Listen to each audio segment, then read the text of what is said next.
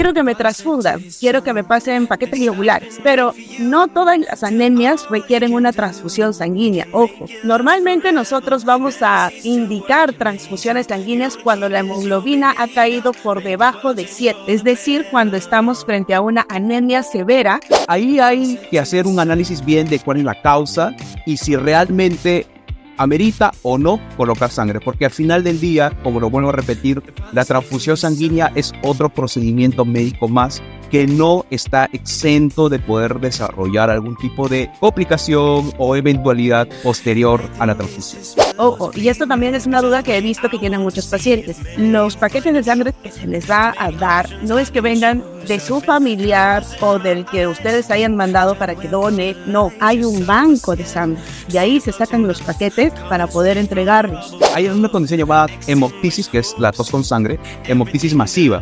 El paciente en una tosida bota el equivalente a una taza o 3/4 de taza de sangre. Entonces imagínense, en cada tosida bota eso. Si el paciente tose unas 5 o 7 veces, definitivamente va a tener niveles bajos de hemoglobina. El cuidado de la salud es siempre, una parte es del médico, pero la otra parte también es del paciente. Que la información en salud es muy importante para ayudar a prevenir o disminuir la probabilidad de que una persona tenga una complicación. Muchas de las cosas que vemos en los hospitales son prevenibles, tanto la aparición de algunas enfermedades como las complicaciones de las mismas. Necesitamos que el paciente tome acción en lo que es el cuidado de su propia salud. Hola a todos amigos, ¿cómo están? Sean bienvenidos a este nuevo episodio de nuestro video podcast de Medicina Traducida, en donde compartimos con ustedes todos los casos que vemos en nuestro día a día para poder sacar recomendaciones de cómo cuidar nuestra salud. Como siempre, yo soy la doctora Janine Salcedo y nos acompaña el doctor Ernesto Zavala. Hola Ernesto, ¿qué tal? ¿Cómo estás? Hola Janine, hola a todos nuestros amigos que nos escuchan en este video podcast. Te cuento que he tenido un caso bastante interesante. Me llamaron justo a la emergencia. Estaba en la consulta y me llamaron a la emergencia para ver un paciente. Y dije, bueno, ok, este caso creo que podemos extraer mucha información valiosa para poderla compartir con nuestros amigos. Ok, a ver, cuéntanos, ¿cómo fue? Bien, este es el caso de una paciente de 18 años, quien llega a la emergencia porque presentaba mucho cansancio, estaba fatiga. Los familiares referían que la habían notado un poco más pálida de lo habitual, pero no solamente tenía palidez, también habían notado que sus ojos estaban un poco amarillos. Su cara estaba pálida, pero tenía un tono medio amarillento. Entonces, el motivo principal por el que la traen es porque la paciente durante el día había estado haciendo algunas cosas, haciendo el aseo de la casa y se desmayó. Entonces la llevan a la emergencia, en la emergencia la recibe el médico internista, le toma algunos exámenes, profundizan en la historia clínica de la paciente y era una paciente que tenía como antecedente el diagnóstico de lupus eritematoso sistémico. Cuando le tomaron los exámenes, le encontraron que la hemoglobina estaba en 4.5, pero no solamente eso, habían encontrado algunas cosas más en el laboratorio en cuanto a las enzimas del hígado, estaban un poco elevadas, las bilirrubinas, que son unos indicadores que utilizamos los médicos en las consultas para nuestros amigos que nos están escuchando. Estos indicadores de bilirrubinas también estaban elevados. Entonces, como tenía el antecedente de lupus eritematoso sistémico, una paciente joven, me llaman de la consulta, yo estaba haciendo consulta en ese momento, para que como reumatólogo vaya y la vea. Entonces cuando le evalúo, veo los exámenes, veo todo lo anteriormente conversado, llegué a la conclusión de que la paciente estaba cursando con una anemia hemolítica como parte de la actividad de la enfermedad. Profundicé un poquito más en las preguntas, ¿no? La paciente no era una paciente que tenía una adecuada adherencia al tratamiento. Tomaba los medicamentos de manera irregular, intermitente, a veces se olvidaba, o a veces simplemente no quería tomar los medicamentos porque había notado que su carita se estaba hinchando por el tema de la prednisona, etc. Claro. Entonces teníamos un factor que explicaba por qué la paciente estaba teniendo esta caída de la hemoglobina tan abrupta a 4.5. Por un momento, el hematólogo que había pasado interconsulta conmigo, el hematólogo me dijo, doctor, entonces vamos a transfundirle paquetes globulares, o sea, pasarle sangre. Yo le comenté que no era lo adecuado debido a que existía el riesgo de que ella tuviera una reactivación, o sea, cuando un paciente tiene anemia hemolítica, como en el caso de la paciente, estos casos no es recomendable que de primera intención se le ponga un paquete globular, salvo que el paciente esté con una anemia severa muy sintomática, que tenga dificultad respiratoria, que tenga compromiso neurológico. En ese tipo de escenario se puede considerar poner un paquete globular siempre y cuando de manera concomitante se le dé esteroides, corticoides a altas dosis para poder evitar de que haya un efecto, digamos, entre comillas, rebote. Porque recordemos que la anemia hemolítica, para los amigos que nos escuchan, es una condición en la cual las defensas del cuerpo atacan a los glóbulos rojos, o sea, los destruyen. Entonces, cualquier estímulo externo podría exacerbar esta destrucción del glóbulo rojo. Por eso es que no es recomendable, de primera intención, hacer una transfusión directa a un paciente que tenga una actividad severa de una anemia hemolítica. Bien, entonces le dejamos corticoides a dosis altas y al cabo de unos días la hemoglobina empezó a subir poco a poco. Poco a poco sin necesidad de hacer la transfusión. Obviamente le hicimos un monitoreo adecuado, pero me pareció que era un caso bastante interesante para poder conversarlo el día de hoy. Este es un caso de una anemia severa sintomática que fue originada por una anemia hemolítica secundario a un cuadro de lupus eritematoso sistémico. Claro, en verdad, la paciente principalmente llega a la emergencia por una anemia. Ya luego ahí es que se hace todos los estudios y se ve el trasfondo, ¿no? Pero ella viene por una anemia. Entonces, lo primero, ¿no? Hay que definir o hay que saber qué es una anemia. En nuestra sangre tiene 3 componentes principales, ¿no? Los glóbulos rojos, cuyo componente central es el hierro, el glóbulo rojo, la hemoglobina. Luego tenemos los glóbulos blancos. Estas son nuestras defensas. Son los que nos defienden contra los distintos tipos de infecciones o cuadros que podemos tener. Y el tercer componente son las plaquetas. Las plaquetas que nos ayudan con la coagulación. Entonces, la anemia se genera o se ve cuando nuestra hemoglobina ha caído demasiado. Normalmente una hemoglobina va de un valor de 12 a más para las mujeres y de 13 a más para los varones.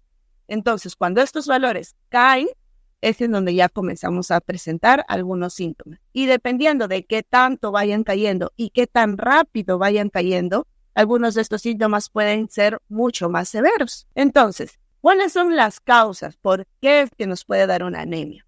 A mí me gusta dividirlo esto en 4 causas principales, digamos. La primera es por falta de aporte. Para que nosotros podamos generar una buena cantidad de hemoglobina, necesitamos el sustrato principal, que es el hierro. Entonces necesitamos una dieta que tenga un buen porcentaje de hierro para poder mantener nuestros valores de la hemoglobina normales. Pero no solo el hierro, también hay otros componentes que se necesitan para poder generar hemoglobina y mantenerlos dentro de un valor adecuado. Por ejemplo, el ácido fólico, la vitamina B12, son componentes que, si bien no forman parte principal, sí forman parte en la creación de la hemoglobina. Entonces, los necesitamos de todas maneras. Luego, la segunda causa sería por pérdida, es decir, sangrados. Algún tipo de sangrado en nuestro organismo que nos haga caer nuestra hemoglobina. Por ejemplo, tenemos los sangrados gastrointestinales, las hemorragias digestivas, que pueden darse en cualquier parte del tracto gastrointestinal, desde el esófago hasta el intestino delgado, el intestino grueso. ¿Y cómo es que lo podemos detectar o qué es lo que vemos? El color de las deposiciones. Por eso siempre hay que revisar, en verdad, todo lo que hacemos. Cuando las deposiciones salen color negro, estamos teniendo algún tipo de sangrado a nivel alto, digamos el estómago, el esófago o la primera parte del intestino. Este color se torna ya que la sangre que está saliendo, se está perdiendo, es digerida en el intestino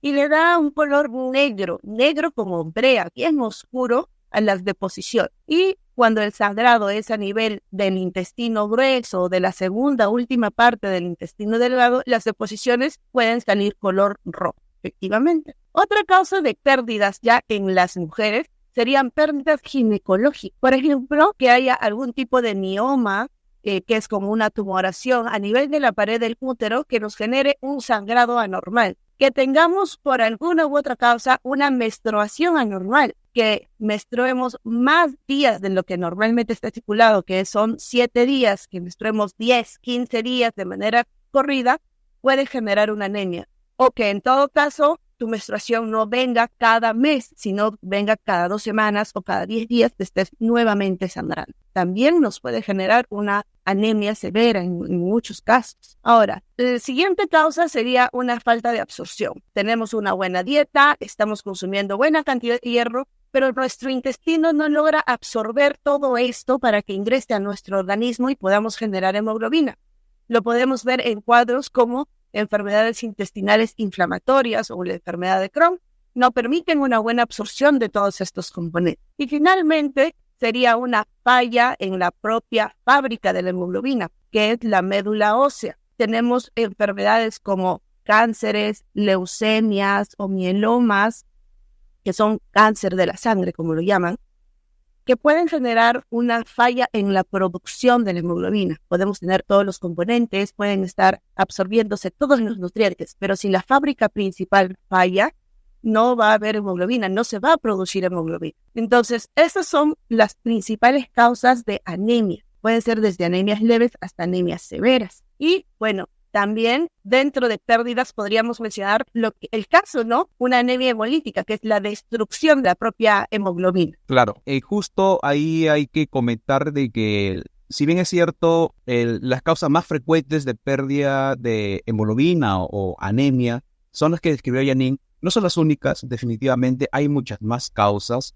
Otras causas de pérdida, por ejemplo, los pacientes que tienen tuberculosis y que tosen mucha sangre. Hay pacientes que hay una condición llamada hemoptisis, que es la tos con sangre, hemoptisis masiva. El paciente en una tosida bota el equivalente a una taza o 3/4 de taza de sangre. Entonces imagínense, en cada tosida bota eso. Si el paciente tose unas 5 o 7 veces, definitivamente va a tener niveles bajos de hemoglobina. Hay otras condiciones más también, por supuesto. Tenemos pacientes, particularmente yo como reumatólogo veo muchos pacientes con lupus que tienen algo llamado la hemorragia alveolar, es decir, el pulmón empieza a sangrar por dentro. Entonces la sangre, en lugar de estar en los vasos sanguíneos, como debería estar normalmente, empieza a estar sangrando dentro del pulmón. Es una hemorragia alveolar, una hemorragia del pulmón. Y así podemos hablar de diferentes causas. Es muy importante tener en cuenta las causas de la anemia, porque quizás lo más frecuente o lo que normalmente los pacientes, inclusive algunos médicos de primer nivel de atención, pueden sospechar, si tiene anemia es porque este paciente probablemente le falta hierro. Es cierto, es la causa más frecuente de hemoglobina baja o glóbulos rojos bajos o anemia. Es cierto, es la causa más frecuente. Sin embargo, no es la única causa. Imaginemos, ¿qué hubiera pasado si a la paciente que vimos en el caso que comentamos hace un momento, que es una paciente que tiene 4.5 de hemoglobina porque tenía una anemia hemolítica, es decir, sus defensas estaban destruyendo los glóbulos rojos? ¿Qué hubiera pasado si nosotros hubiéramos asumido que era porque le faltaba hierro?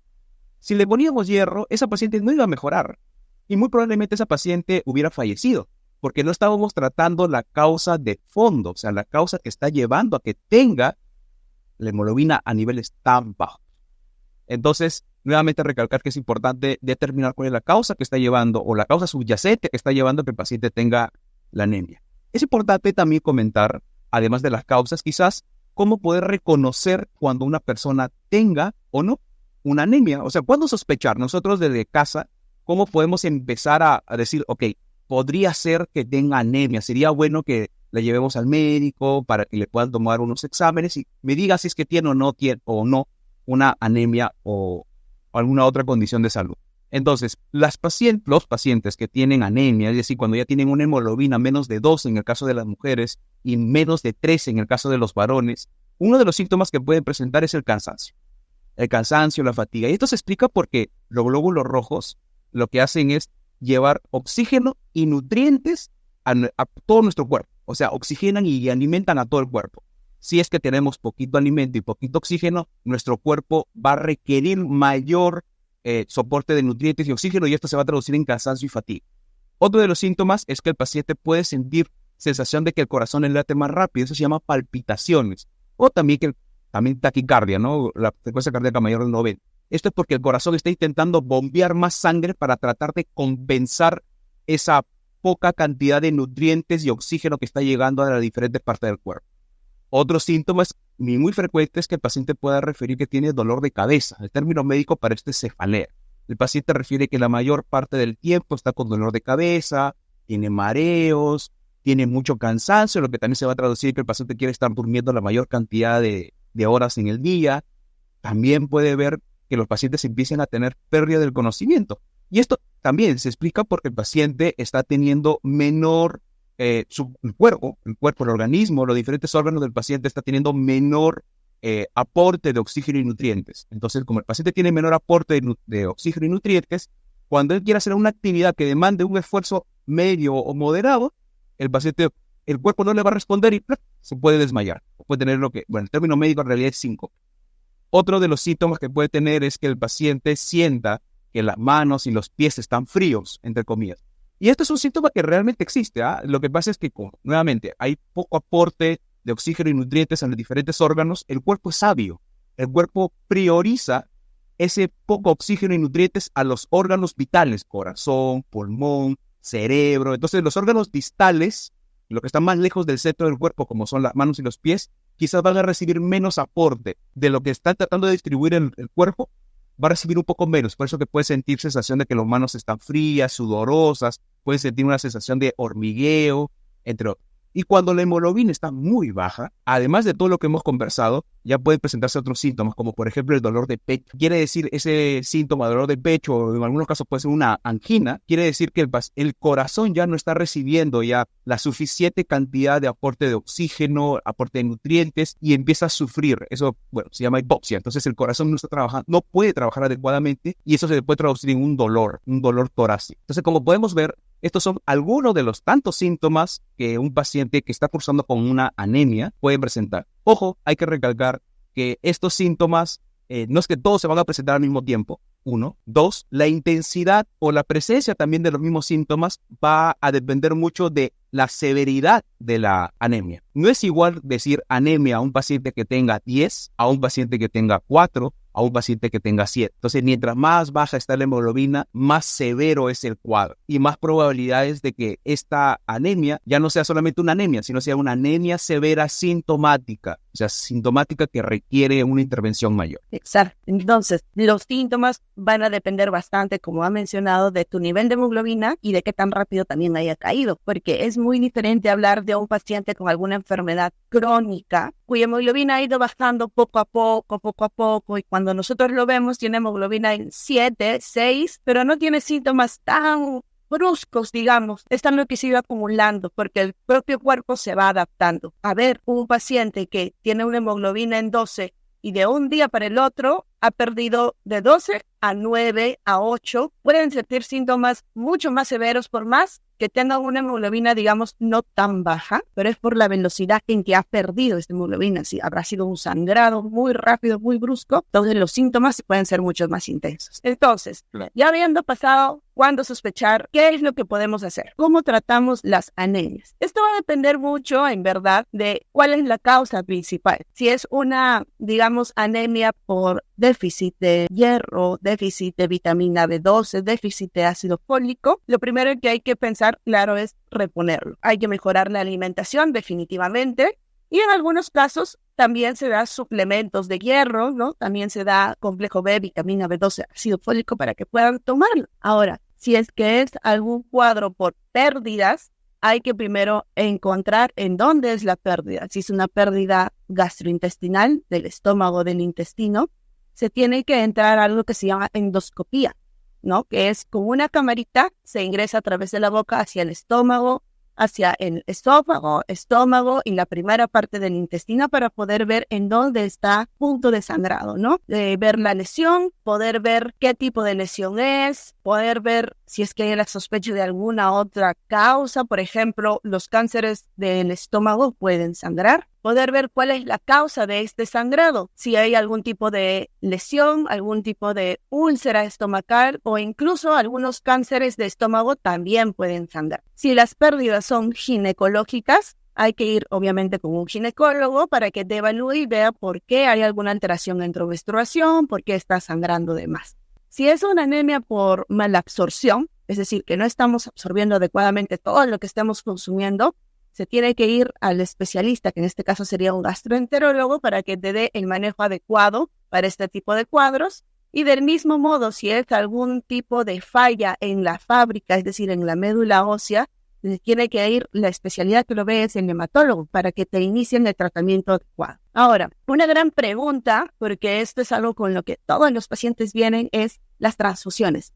Quiero que me transfundan, quiero que me pasen paquetes globulares, pero no todas las anemias requieren una transfusión sanguínea. Ojo, normalmente nosotros vamos a indicar transfusiones sanguíneas cuando la hemoglobina ha caído por debajo de 7, es decir, cuando estamos frente a una anemia severa con síntomas, es cuando decimos ya, tenemos que iniciar las transfusiones de paquetes globulares. Se le hacen las pruebas necesarias porque no es que se transfunda un paquete de frente, ¿no? Se tiene que asegurarse de que sea algo compatible con el paciente, porque estamos pasando un paquete globular, una sangre que viene de otra persona. Entonces tenemos que asegurarnos que sea compatible. En esos casos es en donde indicamos la transfusión. Pero, como siempre en medicina, hay excepciones. Tenemos, por ejemplo, el caso que nos ha presentado muy bien Ernesto, una anemia hemolítica. ¿Por qué es que en este paciente, por más que su hemoglobina estaba por debajo de 7 y tenía síntomas, no se decide transfundir? Porque la transfusión podría generar mayor daño al paciente, ya que la causa de su anemia era una destrucción de sus propios glóbulos rojos debido a su propia enfermedad, es decir, su propio organismo lo estaba generando.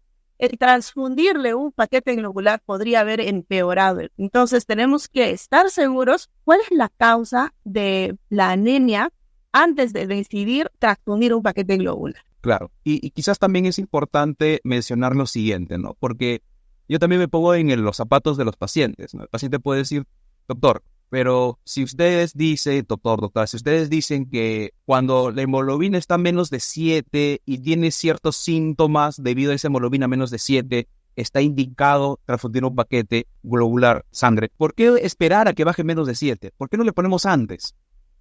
¿No sería mejor poner la sangre antes de que llegue a 7? Entonces, de ese modo, no se llega a 7 y así se evitan los síntomas. ¿No sería mejor prevenir poniéndole un paquete? Lo que pasa es que tenemos que ver la transfusión como un procedimiento médico que no esté exento de algunos riesgos o algunas complicaciones eventuales.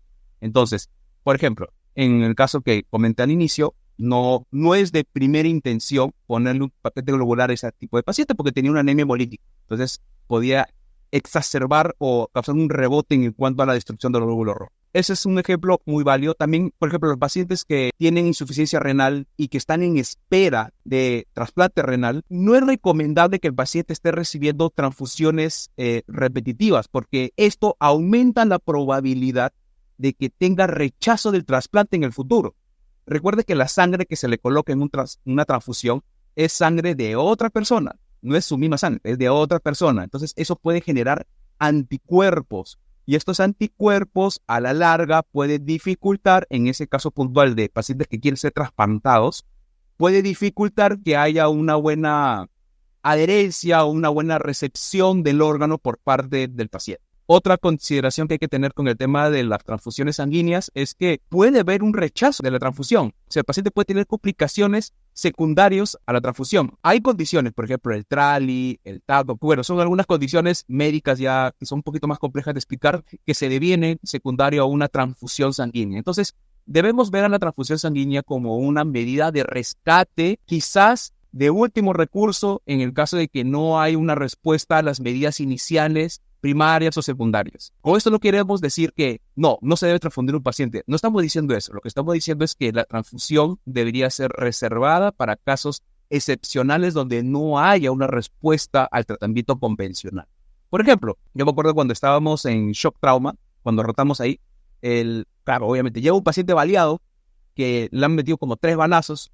Ese paciente llega con hemoglobina en 3, a ese paciente le tienen que transfundir e inclusive muy probablemente ni siquiera van a cruzar los paquetes, lo van a transfundir porque el riesgo de muerte es inminente.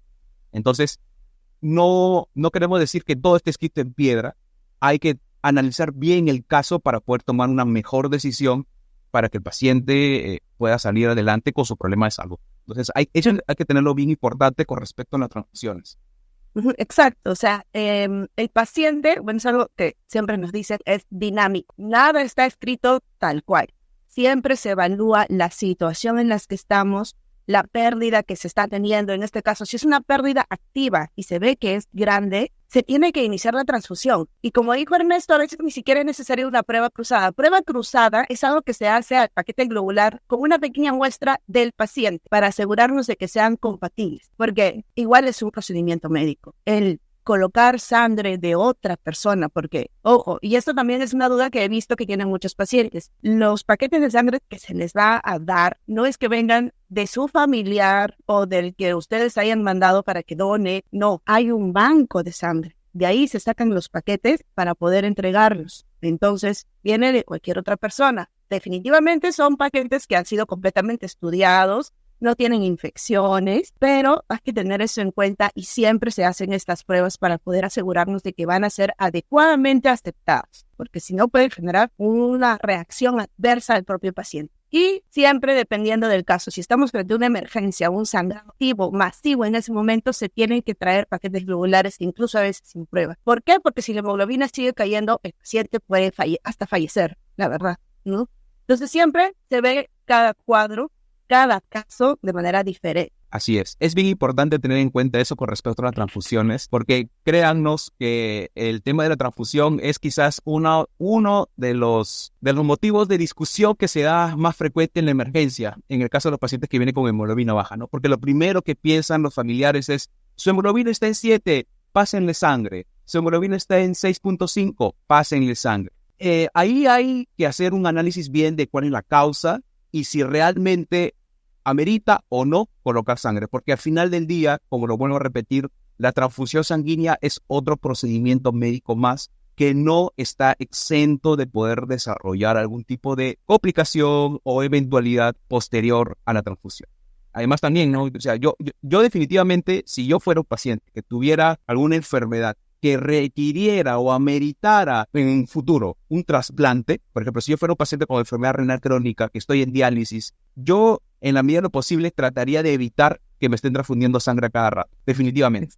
Sí. Porque eso me baja la probabilidad de que pueda tener un buen trasplante, pues, ¿no? En el futuro. Entonces, hay que tener cuidado. Y no es tanto de evitar la transfusión, sino corregir los factores que me están llevando a que pueda yo desarrollar una anemia severa sintomática. Siente con enfermedad renal crónica, y bueno, Janine nos lo va a comentar quizá más adelante, necesita cierto grupo de vitaminas o suplementos o medicamentos para poder evitar que la hemoglobina baje mucho. Exacto, los pacientes con enfermedad renal crónica siempre van a cursar con anemia, especialmente ya cuando, digamos, su función renal ya está en las últimas etapas, comienzan a cursar con anemia. Y en verdad esta anemia es por múltiples factores. Número uno, comienzan a haber fallas en la absorción de nutrientes. Por eso vas a escuchar algunos decir que en los pacientes con enfermedad renal crónica a veces no es tan adecuado dar hierro vía oral porque no lo van a absorber. Sí se puede colocar hierro endovenoso, ¿no? Con las medidas de precaución, siempre. Sí se puede colocar. También damos nosotros ácido fólico, vitamina B12, porque va a ser necesario para la adecuada producción de hemoglobina. Y algo más que nosotros damos es la eritropoyetina. La eritropoyetina es un componente que se produce justo en el riñón. Entonces, cuando nuestro riñón deja de funcionar adecuadamente, este componente baja. Nos sirve para poder tener una adecuada producción de hemoglobina. Y si la eritropoyetina baja, nos va a generar anemia. Entonces, a muchos pacientes con enfermedad renal crónica van a ver que se les coloca esto, viene en ampolla, y se coloca normalmente a nivel del tejido graso, en el estómago, en la pancita, donde tenemos más grasita. Entonces, en el caso de una enfermedad renal crónica, las causas de la anemia no es que esté perdiendo sangre por algún lado o que a veces incluso que tenga mal aporte, es porque no lo absorben o porque hay componentes en la sangre que van a disminuir secundario a la enfermedad, no a una enfermedad crónica. Entonces se tiene que dar suplementación para esto. Es muy específico, es dirigido. Lo mismo me imagino para otros tipos de cuadros. El tratamiento es dirigido, dependiendo de la causa. Claro, y ahí también acotar lo siguiente, ¿no? A propósito de lo que acaba de decir Janine, por ejemplo, yo como reumatólogo veo pacientes con enfermedades autoinmunes sistémicas, enfermedades inflamatorias sistémicas, por ejemplo, creo que es la enfermedad más conocida en el ámbito de la reumatología, la artritis reumatoide. La artritis reumatoide es una enfermedad autoinmune que se traduce en inflamación sistémica de los órganos, especialmente las articulaciones. Entonces, existe un tipo de anemia que es por enfermedad crónica o anemia por inflamación crónica también. Entonces, no es de sorprender que a veces los pacientes con artritis reumatoide, por ejemplo, puedan llegar a la consulta con hemoglobina en 11, hemoglobina en 11.5, hemoglobina en 10.5 y su enfermedad está activa. Entonces, de pronto quizás el paciente dice, doctor, mire, estoy con anemia, ¿no será bueno que me den una vitamina, que me pongan hierro o que me pongan vitamina B12? He escuchado en internet que si me ponen vitamina B12 va a subir mi hemoglobina. Momento, lo que pasa es que hay que estudiar bien esa anemia. Si esa anemia es por enfermedad crónica o por enfermedad inflamatoria, si nosotros corregimos o controlamos adecuadamente la artritis reumatoide en el ejemplo que estamos dando, la hemoglobina va a empezar a subir. sin necesidad de que le demos hierro, sin necesidad de que le demos vitamina B12 o algún otro tipo de intervención. Por eso es que es muy importante que nosotros determinemos cuál es la causa de la anemia. No se trata de dar por dar el hierro, ¿no? Entonces, quizás este último comentario nos da puerta para poder hacer algunas recomendaciones que me imagino que ya más o menos a estas alturas ya se deben imaginar cuáles van a ser. Entonces, Janine, a ver, danos algunas recomendaciones iniciales y ya yo complemento con las finales. Claro, ok. Entonces, dentro de las recomendaciones, la primera es, creo, de las primeras cosas que les dijimos, aprender a reconocer los síntomas y los signos de una anemia para poder detectarla, es decir, darnos cuenta de manera temprana y poder acudir al médico y que nos digan, ¿no?, por qué nos está dando anemia. 2, tener una buena alimentación me parece también de las recomendaciones más fundamentales, porque la anemia por déficit de hierro es de las principales causas de anemia en la población general. Generalmente va a ser efectivamente por una mala alimentación, ¿no? Y entonces hay que ir al médico para que nos diga si es necesario tomar algún tipo de suplemento, complemento, para que nos ayude a subir nuestra hemoglobina. También hay que tener en cuenta el factor desencadenante de la caída de la hemoglobina.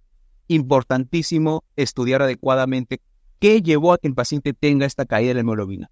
Puede ser por enfermedad crónica, por enfermedad inflamatoria, puede ser por pérdidas ginecológicas, puede ser por pérdidas gastrointestinales, puede ser porque el paciente tiene tuberculosis y por esa tuberculosis está botando sangre por los pulmones, puede ser porque el paciente tenga déficit de algunas vitaminas, hierro, vitamina B12, puede ser porque el paciente esté debutando con un tipo de cáncer, puede ser que sea leucemia, puede que sea mieloma múltiple. Entonces, como pueden ver, hay diferentes causas. Lo importante es encontrar la causa para poder tratar la causa y de este modo se refleje en una mejoría de los niveles de hemoglobina. Otra recomendación con respecto a las transfusiones. Las transfusiones son importantes, es una medida de soporte importante que se da en la práctica clínica en la emergencia o en la unidad de cuidados intensivos o en shock trauma, pero esta es una medida que se tiene que dar en el contexto adecuado. No se trata de llegar a la emergencia y decir, mi familiar, mi papá, mi mamá, mi hermano tiene hemoglobina en 7 y yo he leído en internet que si está en 7 le tiene que pasar sangre sí o sí. No, así no es como se tiene que analizar el caso.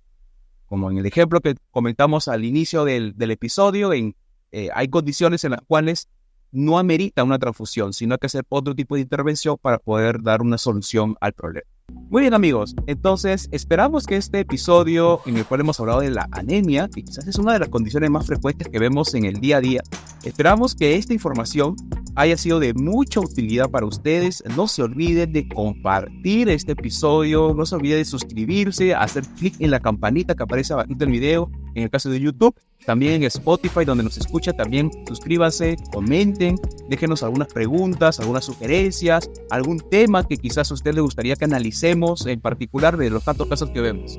Exacto. Déjenos en los comentarios qué otra cosa, qué otro tema quieren saber, sus dudas, algo que no les haya quedado claro para poder nosotros responder y esclarecer más acerca de este gran tema. Creo que esto sería todo por el día de hoy. Espero les haya gustado el video y nos vemos en un siguiente episodio.